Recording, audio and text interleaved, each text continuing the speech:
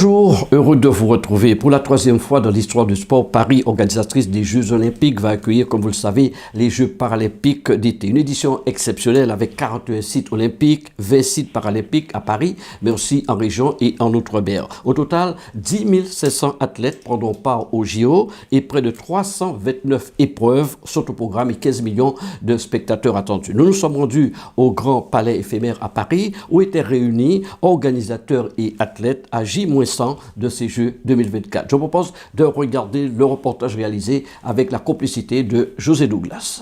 Tout à fait, Maurice. Outre-mer News a eu raison de se déplacer ici. Nous avons parcouru toutes les allées pour rencontrer des personnalités, mais aussi des sportifs. Il y avait la ministre des Sports qui était présente, bien sûr, beaucoup de journalistes. Il y a eu aussi des interviews. Alors là, nous avons rencontré beaucoup d'athlètes de l'Outre-mer, comme Yannick Borel. Il y a eu aussi des futurs champions de breakdance. Là, ça va être aussi une discipline que nous allons découvrir pendant ces Jeux Olympiques. Nous avons rencontré aussi des athlètes pour l'athlétisme, bien sûr, pour la boxe, etc., etc. En tout cas, dans ce reportage, vous allez entendre les témoignages. Les athlètes sont prêts. Ils se préparent sereinement pour ce rendez-vous des Jeux Olympiques à Paris. Jacques, sans être égoïste, c'est bien de voir un compatriote à la tête de ces Jeux Olympiques, à la tête d'un service de ces Jeux Olympiques. Ton rôle consiste en quoi, Jacques ? En fait, déjà, je vais répondre plutôt à la deuxième question. Non, mon rôle en tant que chef de mission, comme vous savez, c'est le CNOSF qui est au service de toutes les délégations, de toutes les fédérations, et surtout aussi mettre en avant que les athlètes soient dans les bonnes conditions pour pouvoir performer. Les choses qu'ils ont à faire, c'est d'arriver dans le jour J au village, enfin prêts, et de dire qu'eux, ils sont pas à se poser la question. Ce qu'ils ont à faire, c'est de performer, de faire ce qu'ils savent faire, c'est d'être présent à 100% dans la compétition. En fait, il n'y a pas que ça. En fait, mon rôle de chef d'émission aussi, je suis le lien direct avec les CIO. S'il y a un problème je souhaite que ça n'arrive pas, s'il y a un problème de dopage, s'il y a un problème d'un de nos athlètes il y a un problème d'harcèlement, tous ces problèmes-là. En fait, c'est mon rôle à moi, justement, c'est d'aller aider mon athlète. Et en fait, mon rôle à moi aussi en tant qu'ancien sportif, c'est de pouvoir les accompagner dans leur victoire, mais les accompagner aussi s'il y a des échecs. Parce qu'on sait que dans les Jeux Olympiques, il y a 560 athlètes. Il y aura pas tout le monde sera satisfait de leur performance. Alors mon objectif, c'est d'être là avec eux. C'est un rôle quand même important et délicat et sous pression permanente. Oui, bien sûr, parce que ça va être important, délicat, sous pression dans le sens que parce qu'on pendant déjà avant la compétition jusqu'à maintenant, là aujourd'hui, on est déjà pour pouvoir les préparer, de mettre dans les conditions qu'ils puissent déjà pratiquer leur entraînement, leur sélection. Mais après, c'est dans la compétition, il faut impérativement qu'on soit vigilant à 100%, on soit disponible avec mon équipe. S'il n'y a pas que moi, il y a mon équipe aussi, on sera disponible pour pouvoir satisfaire leurs demandes si nécessaire. Il n'y a pas de temps mort, Jackson. Non, justement, il n'y aura pas de temps mort. Ça va commencer à 7h du matin, qui va se terminer à 4h du matin pendant tous les jours. Alors je pense que j'ai une préparation à faire aussi, moi, pour pouvoir être performant pendant les Jeux Olympiques. Dernière question, est-ce que vous sentez que la France est prête à ramener quand même un maximum de médailles chez elle ? L'objectif du président, c'est de dire d'être dans les cinq nations. Je pense que on a l'opportunité, on se donne les moyens, que ce soit le CNO, que ce soit sur l'État, on se donne l'opportunité de pouvoir donner la possibilité aux athlètes de se préparer en amont, pour être présent le jour J et de ramener le maximum de médailles. Je pense que on a largement la possibilité de le faire. Et l'opportunité, l'avantage qu'on a, c'est qu'on joue à la maison et que cette opportunité, cet avantage-là nous permet justement de nous galvaniser pour pouvoir nous transcender et faire le maximum et d'être performant et pour faire un podium. Estelle, prête pour un nouveau titre ? Prête pour un nouveau titre, carrément prête. Je m'entraîne très dur en ce moment pour ça. C'est quoi l'état d'esprit ? Je sens de l'enthousiasme, beaucoup de sérénité, on peut dire ça, ou pas du tout ? Vous êtes comment ? Tant que je m'entraîne, tout va bien. Les entraînements sont intenses, sont durs, sont répétés. Ça va être de plus en plus intense avec beaucoup de déplacements prévus là sur les prochains mois et jusqu'au jeu finalement. J'ai envie. Les J-100 posent le décor. Ça rajoute la petite pression là, qu'on a besoin pour se dire on reste concentré, on reste mobilisé. Et... Ouais, mais j'ai envie, énormément. Vous deviez avoir plus de pression quand même par rapport au Brésil. Par rapport à 2016, la pression est différente. Mais je le prends bien. C'est une pression que je prends bien parce que j'ai tellement de choses à gérer autour de ça. Maintenant, j'ai 2 enfants. Je suis plus totalement la même qu'en 2016. Et ça me permet de rester concentrée, mobilisée et d'utiliser les outils que j'ai à ma disposition pour gagner en ce temps réduit. Parce que j'étais passée pro, je suis revenue sur la boxe olympique. J'ai peu de temps, mais j'ai l'expérience qui joue pour moi. On n'est pas obsédé par les médailles quand on participe à une compétition comme celle-ci?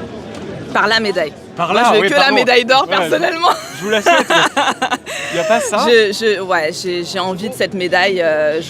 D'une façon, je suis revenue sur les Jeux que pour ça. Le reste serait une déception. Et puis finalement, il vaut mieux viser le meilleur pour avoir le meilleur qu'on puisse avoir. Alors Sandrine Martinet, prête pour ces Jeux Olympiques, pour Paralympiques plutôt? Oui, prête. C'est les derniers mois, donc on est concentré sur notre préparation, on est focus sur l'objectif, pour être le plus aiguisé et le plus prêt possible le jour J. Et puis on profite de ces journées, des J-100 pour être avec nos amis olympiens, nos collègues au sein d'une seule et même équipe et de profiter de cette journée de médias, de partage, d'échange, pour communiquer un maximum et emmener le plus de gens possible venir nous supporter et faire que ces jeux soient une réussite et nous accompagner dans nos performances. Et j'espère qu'il y aura beaucoup de monde dans les gradins. Sandrine Martinez, lorsqu'on est malvoyante comme vous, comment on se prépare justement pour ces compétitions à venir? Alors nous, si je peux vous expliquer la différence avec le judo dit valide, c'est qu'on ne part pas on n'est pas à distance. Donc nous, notre difficulté, c'est de voir la main arriver qui va venir attraper le kimono. Donc en para-judo, on part garde installée, donc on met la main au revers et à la manche, on est pieds parallèles, l'un en face de l'autre. Et là, le combat démarre. Et quand il y a une rupture complète de la garde, l'arbitre stoppe le combat et on revient au centre et on repart installé. Sinon, tout le reste, c'est du judo. Donc c'est le même règlement, le même temps. Il y a aussi les catégories de poids. Même si maintenant, on n'a plus que 4 catégories de poids au lieu de 7, parce qu'ils ont séparé les non-voyants des malvoyants depuis le post-Tokyo. Mais du coup, pour se préparer, on s'entraîne avec les meilleurs valides au cours soit des entraînements quotidiens, soit au cours de stages sur les pôles Espoir, les pôles France ou l'INSEP, ou l'Institut du judo aussi, où moi je m'entraîne une partie de la semaine. Et donc on continue les stages, la préparation physique on a aussi un objectif, là il nous reste un tournoi en Géorgie qui sera le dernier tournoi et qui permettra de finaliser la ranking list et de pouvoir sortir les sélections officielles. Donc pour l'instant 5 d'entre nous ont été présélectionnés par notre fédération. Mais ce ne sera que début juillet où nous aurons vraiment l'ouverture du quota et notre sélection officielle. Donc pour l'instant, il faut patienter, mais ça ne change pas notre objectif d'entraînement en attendant cette bonne nouvelle. Et dernière question, quelle est votre catégorie et quelles sont les chances françaises justement dans cette discipline? Alors moi, ma catégorie, c'est moins de 48 kilos. Aujourd'hui, je suis 2e de la ranking list, donc je vise clairement un podium. Après, dans le parajudo, il y a les J1 qui sont les non-voyants et les J2 qui sont les malvoyants pour les catégories niveau de classification. Et après, on a un athlète comme Elios Lachumanaya qui est champion d'Europe, champion du monde, qui a vraiment un gros potentiel d'aller aussi chercher une belle médaille d'or. Après, on a Nathan Petit qui a fait 5 au dernier jeu, qui a aussi un beau potentiel. Donc on n'a pas encore tous les sélectionnés, on en a 5 pour l'instant et j'espère que d'autres vont pouvoir se rajouter. On a des belles chances de médaille. Donc on espère bien évidemment en ramener le plus possible. Mademoiselle, présentez-vous 2 jeunes filles qui vont pratiquer le tennis de table. On vous verra à la télévision, mais qui êtes-vous exactement? On dirait 2 sœurs. Vas-y. Je m'appelle Charlotte Lutz, j'ai 18 ans, je viens de Strasbourg. Je pratique le tennis de table depuis l'âge de 5 ans et je suis en équipe de France senior depuis 1 an. À peu près similaire, je m'appelle Camille Lutz, j'ai 21 ans, donc je suis joueuse professionnelle de tennis de table, membre des équipes de France depuis 1 an et demi, 2 ans. Donc avec ma sœur Charlotte, on est en course pour se qualifier pour les Jeux Olympiques. On a l'impression, on a le sentiment même que le tennis de table marche très fort chez les hommes et chez les femmes. En France, bien sûr. Oui, c'est vrai que ces derniers temps, notre sport est un peu plus médiatisé parce que les filles comme les garçons, on a fait des très bons résultats au niveau historique. En équipe, il y a maintenant 1 mois et demi. Et du coup, on a beaucoup plus de monde qui nous regarde et ça prend de plus en plus d'ampleur. Donc ça fait vraiment plaisir pour notre sport. Oui, c'est ça, le tennis de table est très mis en avant ces derniers temps, surtout notamment par les résultats. Donc ça prouve que le travail paye. On a une nouvelle génération qui vient compléter l'ancienne. Donc là, il y a un beau mélange qui est en train de faire monter le tennis de table à un nouveau niveau. Parmi les 3 métaux, vous choisissez lequel? L'or en priorité, mais on va dire que si on arrive à gratter n'importe lequel, on sera déjà très heureuse. Arnaud Assoumani, tu as changé de coiffure, on vous a pas reconnu, mais Arnaud est prêt pour cette épreuve? Je suis en préparation et je serai prêt le 3 septembre au Stade de France pour la finale de ma longueur. La prépa se passe super bien. Et là, je suis un peu moins de 5 mois. On a les championnats du monde à Kobe qui seront du 17 au 25 mai. Donc c'est un passage hyper important parce que c'est une petite répétition avant les Jeux paralympiques et la finale au Stade de France. Arnaud Assoumani, pour qu'on soit précis, vous êtes antillais ou quelle est l'origine d'Arnaud? Quelle est l'origine? Alors l'origine, je suis métisse. On me prend souvent pour un antillais. Mon frère d'ailleurs a vécu en Guadeloupe pendant 10 ans. Moi j'ai été dans les 2 pays, enfin dans les 2 îles, Guadeloupe et Martinique. Et moi je suis d'origine comorienne. Mon papa est d'origine comorienne, voilà. Non, dans ma catégorie, mes adversaires, c'est le Cubain, un kill qui vient de battre le record du monde. C'est à peu près sur les mêmes performances, à 2 cm près, ma meilleure performance. Et puis les Américains, Chinois aussi, certainement des athlètes qui vont arriver, qu'on découvre en fait, tout simplement, comme à chaque jeu, quoi. Un podium certain quand même, non? Alors moi, le but, c'est de gagner à la maison, minima un podium, remporter ma 6e médaille paralympique pour mes 6e Jeux. Et j'aimerais être, si les athlètes me choisissent, avec l'autre porte-drapeau féminine pour les Jeux paralympiques. Donc pour porter haut les messages du mouvement paralympique, d'égalité, d'inclusion et du fait qu'il y ait réellement un avant et un après ces Jeux, parce qu'il y a vraiment un enjeu très important de visibilité et d'impact positif. Oui, on va dire de l'enthousiasme. On sent que la fête se rapproche, la fête des Jeux, les Jeux à Paris, à la maison. Donc je suis très excité à l'idée de découvrir ce que ça va être, parce que ça fait longtemps qu'on en parle. Paris était déjà candidate pour 2012, date de mes premiers Jeux Olympiques. Donc je suis content d'être là 12 ans plus tard. Il y a ce compte à rebours des 100 jours, il y a aussi cette flamme qui va bientôt arriver en France, etc. Ça, vous y pensez, vous vous dites que le pays va commencer là, à ce moment-là, à nous attendre en fait? J'en parlais ce matin avec ma belle-mère qui va porter la flamme en Guadeloupe. Donc, donc je suis content qu'elle passe aussi aux Antilles. Comme ça, tout le territoire français se sent concerné par cet événement. Et je crois qu'elle va arriver à Marseille bientôt. Ouais. Donc voilà, je suis content que la flamme s'allume, ça veut dire que les jeux démarrent. Yannick, on sait que tu t'es beaucoup préparé. C'est une médaille quasiment sûre pour Yannick Borel, non? Non, on ne peut pas dire dans le sport rien n'est sûr, mais on va dire que je me suis mis le maximum de chance de mon côté. Effectivement, ma préparation a été individualisée, en tout cas. Et je me sens prêt, j'ai mis beaucoup de choses en place pour y arriver, donc ce seront mes 4e Jeux, ma 4e occasion de faire une médaille en individuel, c'est celle que je n'ai toujours pas. Et puis toutes les Antilles vont te surveiller, vont attendre, tu le sais aussi.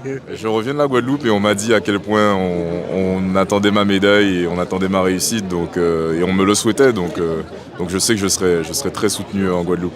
Les JO en France, pour un athlète comme vous, ça représente quelque chose, j'imagine. Est-ce que vous le vivez comme une pression supplémentaire, comme une chance? Comment vous le vivez? En se disant que les derniers JO c'était en 1924, on se dit que c'est plutôt... j'étais pas du tout existant. On se dit plutôt que c'est une chance. C'est une chance d'avoir les Jeux à la maison.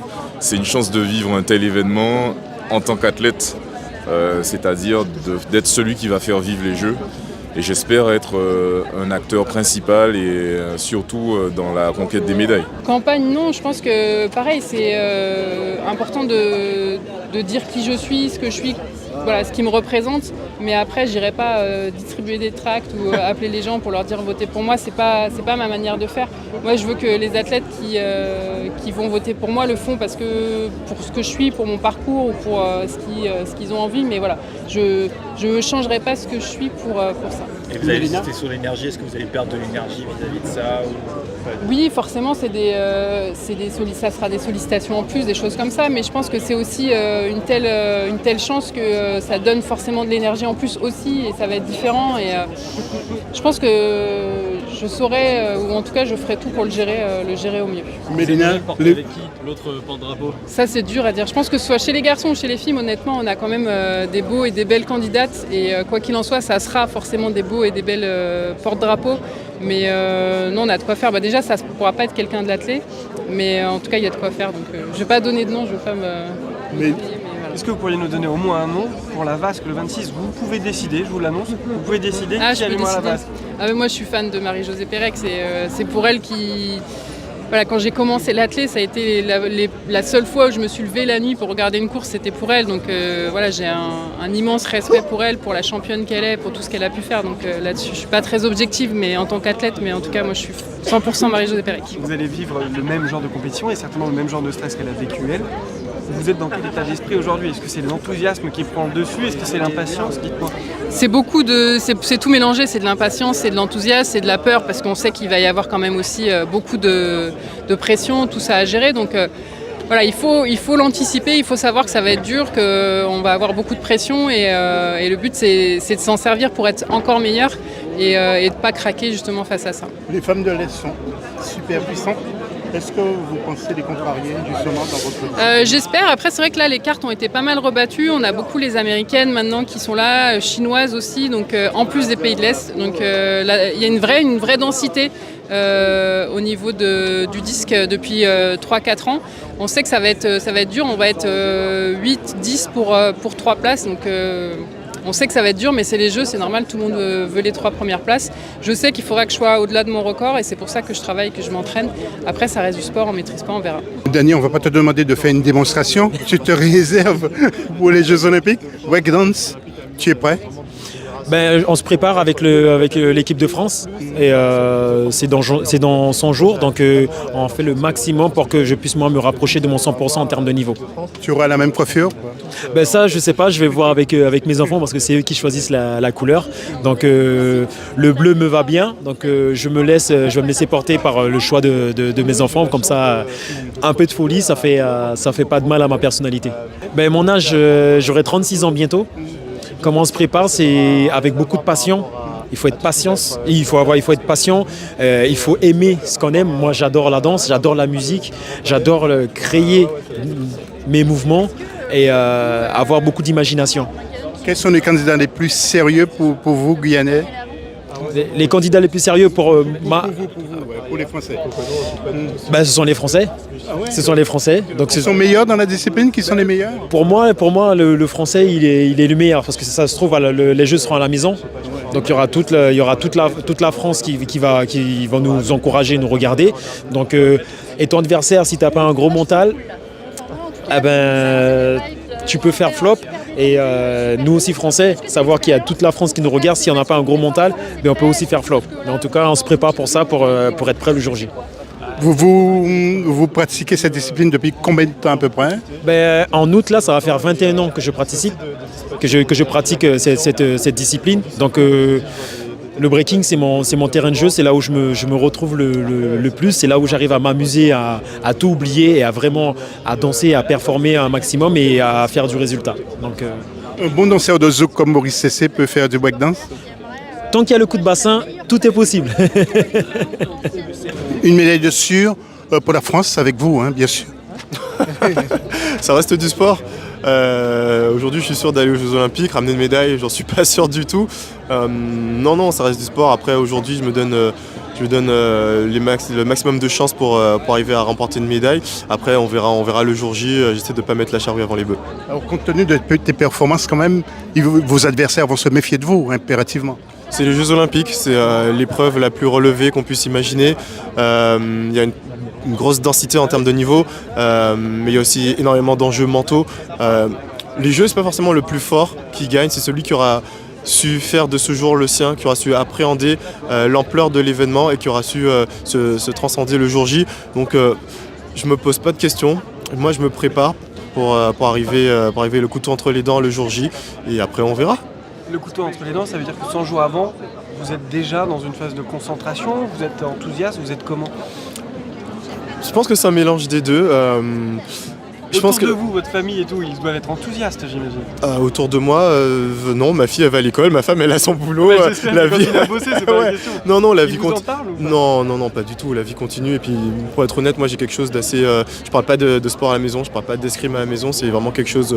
Je déverse toute mon énergie quand je suis en train de m'entraîner. Par contre, quand je rentre chez moi, il n'est pas du tout question d'escrime. Ouais, c'est le boulot. Et puis même, moi, en tout cas, c'est ma façon de fonctionner. Je compartimente pas mal les choses et j'essaie de conserver mon énergie pour pouvoir la déverser avec d'autant plus de force lorsque je me concentre. Quand la flamme va arriver en France, quand elle sera à peu près dans tous les départements, etc., là, ça sera difficile de cloisonner parce que ça va devenir un événement populaire énorme. Est-ce que ça, vous allez y penser à votre avis? Est-ce que ça vous enthousiasme déjà d'avance? Moi, ce qui m'enthousiasme, c'est le fait que ces Jeux Olympiques vont être une véritable fête du sport. Je pense à des gamins qui vont découvrir des sports, des sportifs, qui vont peut-être se trouver des vocations. Moi, c'est en regardant Laura Flessel gagner les Jeux Atlanta en 1996 que j'ai découvert l'escrime et que je m'y suis mis. Donc c'est grâce aux Jeux Olympiques que je suis aujourd'hui devant vous. Donc non, moi je suis vraiment très content de tout cet enthousiasme qui va se propager, j'espère, sur tout le territoire français. Après, on verra bien qu'est-ce que cet engouement populaire va amener, mais en tout cas j'espère que ce sera que de positif. Alors, prêt pour ces JO? Oui, effectivement, ça avance. On est encore loin d'être prêt. La préparation finale n'a pas commencé. Il reste encore beaucoup de temps, beaucoup de compétitions pour les athlètes. Et on espère qu'on aura l'embarras du choix, à savoir que l'ensemble de nos joueurs seront en pleine forme et prêts à participer à cette préparation. Vous avez opté pour le groupe B, justement, du tirage au sort. Pourquoi le groupe B? Parce que c'était le choix que l'on a fait de débuter cette compétition en se confrontant à ce qui se fait de mieux, avec le Danemark qui est dans notre poule et qui nous permettra après cette confrontation, je l'espère, de ne plus le recroiser avant beaucoup de temps dans cette aventure olympique. Et puis il y avait une grosse densité dans le groupe A, et l'idée était aussi de pouvoir trouver son chemin dans deux poules qui étaient de toutes les manières très équilibrées. Guillaume, est-ce qu'on peut déjà faire un petit bilan depuis que vous êtes à la tête de l'équipe de France, justement? Ouais, alors de quel bilan tu veux parler? Bilan de ton travail, de tes résultats? Oh, je ne suis pas sûr que ce soit le bon moment. J'avoue que dans mon métier, c'est la manière que j'ai de l'envisager. Je regarde souvent devant, pas beaucoup derrière. On est aujourd'hui dans un défi qui est très excitant et en même temps qui va être un énorme challenge que de réussir ces Jeux Olympiques à la maison. Et c'est ce qui aujourd'hui mobilise toutes mes ressources. Et pourquoi justement la France est une terre de champions handball précisément, avec vous et toute la bande aussi? Parce que notre sport a une longue histoire, parce que l'état d'esprit des plus anciens, ceux qui ont écrit les premières marches, les premières étapes, les premiers beaux chapitres du handball français, nous ont aussi légué un état d'esprit fort, une manière d'envisager l'équipe nationale comme quelque chose de précieux, quelque chose dont il faut prendre soin et dans lequel chacun doit s'engager de manière très forte. Donc c'est aussi une des clés de la réussite du handball français. Dernière question, les anciens entraîneurs faisaient une tournée systématique aux Antilles. Est-ce que ça vous est venu déjà à l'esprit d'en faire une tournée avec... Oui, nous, ce qu'on sait, c'est qu'on aime bien essayer de passer dans le plus de territoires possible. Et bien évidemment que les territoires d'outre-mer sont, pour les équipes de France, ont toujours été des territoires très importants parce que sont issus de ces territoires de très nombreux champions et championnes qui ont fait les beaux jours, qui font les beaux jours des équipes de France. Donc c'est un endroit où on aime aller. Écoutez, on est encore à 100 jours, donc on a encore un petit peu de préparation, mais on met toutes les chances de notre côté. On essaie de préparer cette Olympiade du mieux qu'on peut. Laetitia, vous avez la pression? La pression, non, pas forcément. On est encore loin. Après, on sait nos objectifs. En toute humilité, on va à cette Olympiade pour aller chercher la médaille d'or. Donc la pression, il y en aura forcément. Tout le monde voudra notre tête. On sait qu'on a fait championne du monde et vice-championne du monde cette année. Donc voilà, tout le monde voudra être à notre place et prendre notre place. Donc à nous de faire en sorte qu'on écrive la plus belle des histoires. C'est plus dur le 3x3 ou le 5 ou à 5? Dans l'intensité, c'est le 3 contre 3 qui est beaucoup plus dur, beaucoup plus intense.